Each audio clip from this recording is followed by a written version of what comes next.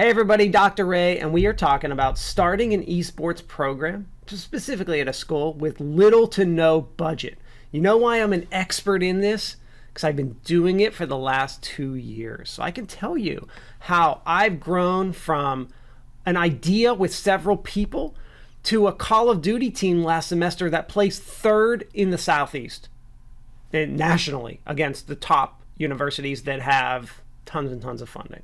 So let's talk about how we've done it, how we started a program, what we do, all the stuff that we do with basically no money, and how we're able to function as a unit. So the first thing that I will say is that the more money you put into your program, the more you're going to get out of it. So with little budget, you can still do a lot, but don't think that you're going to have this streaming channel that's streaming 24/7 with professional level content running all the time and be raking in big money without it. Because without significant investment in paid streamers and stuff, it's really hard to do that kind of stuff. So set realistic expectations for yourself, but you can start a program and you can do a lot with little to no budget. So let's talk about it. All right. So first of all, the most difficult part of having no budget is that in order to play these games, you have to have technology. So you gotta get technology, which is most likely computers or consoles, somewhere. So with no budget, you still have to have those things. So there are a few options.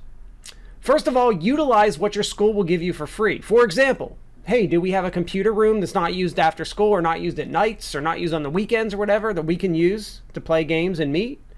Boom, repurposed room. Take what your school already has and repurpose it. Why? Because it's free. So that is my first suggestion. That's one of the big things that we've done. Next, if you're a club at your school, even K to 12, you can sometimes get some small type of funding from your university. So see if your school will offer you, if there's any kind of support they can offer, even small amounts. You'd be surprised that like $50 or $100 here and there actually adds a lot of value to your program when you have nothing. I mean, that can pay for a tournament or something like that. But yeah, repurposing computers was the best thing. Like if some people were giving away machines, yes, they weren't the fastest, but yeah, we were able to just lower the settings of a game and run certain games on them. So using those computer labs, repurposing computers. All right, if that doesn't work, and what we've mostly done, especially in light of COVID, is my students just use all their own equipment. Like I'm in the college level, so my students are mostly all competing and practicing all from their house, using their own equipment, or they're bringing their computers or consoles into the lab and using those.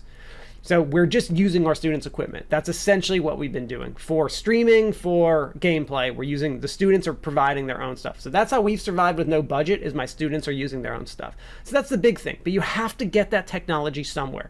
That's probably the most important thing, is you do need the tech. So figure out how you're gonna do that in your situation. All right. For communication, we have a Discord server. We use the free version. It helps us with all of our communication and keeps us 100% organized. You say get a Discord server. Get that. That's your communication with your students right there.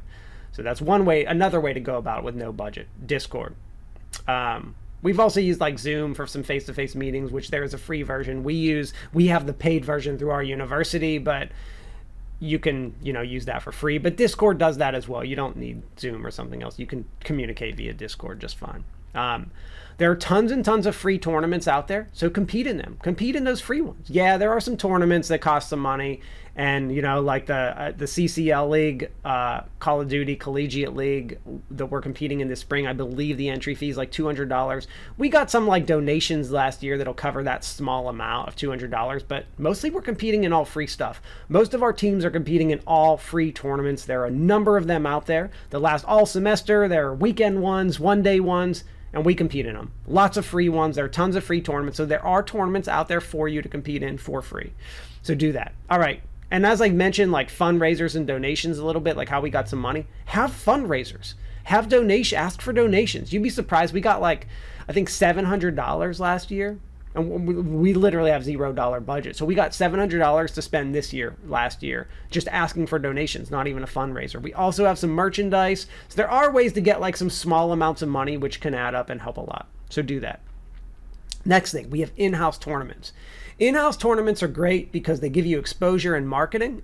And the reason they're great on no budget is that you can, if you want to, charge people, but you can make them free. So you can still have in-house free tournaments. Like, we've done a number of them. Just have these in-house free tournaments, and they're either free for people, and what we've done for prizes is we went around to local businesses and asked them for, like, hey, can we have like a $10, $25 gift card for like your restaurant or something like that. And pretty much every time we've asked a business, they've just said yes. Here's like $5, $10, $15, $25 gift card for stuff. Our school is given like free t-shirts and stuff to give out for prizes, so you can hold local tournaments for free. And again, you still need that tech, so we have students bringing consoles for those tournaments.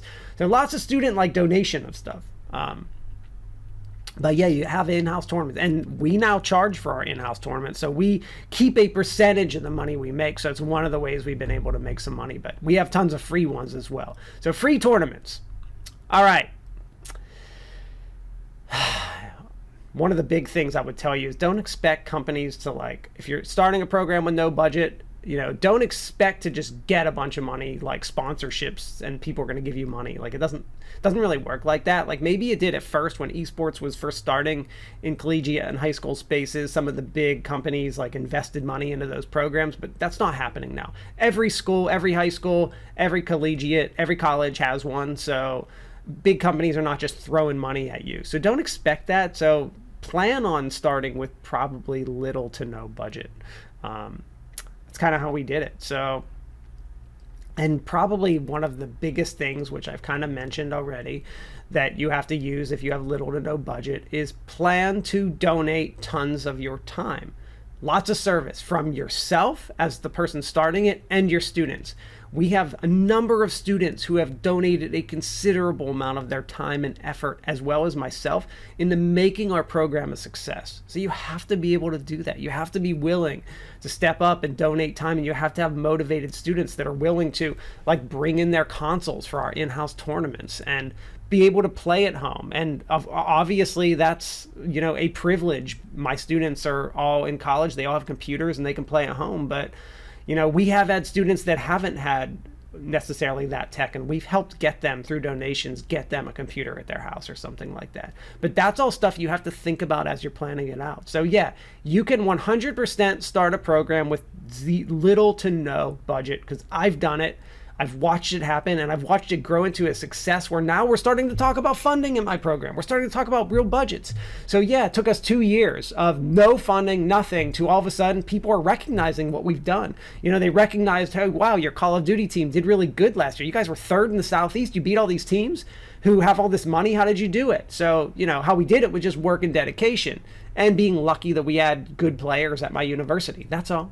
It was just a matter of practice and skill and a little bit of luck, and all of my students having their own equipment. But yeah, you can start an esports program with little to no budget. You just have to plan, but you can do it. I've seen schools start with nothing but a blank room, which is basically what we started at, but we kind of repurposed some computers for, just added some games to them that were already being used at the university with student help and time. It can be done. So you can do it. You can be a success with little to no budget. But I will say, as I said in the beginning, the more money you get, the better off you're going to be, because you're going to have better technology, better equipment, and be able to do a lot more. So you are kind of limited on what you can do with little to no budget, but you can do a lot. So, all right, later all.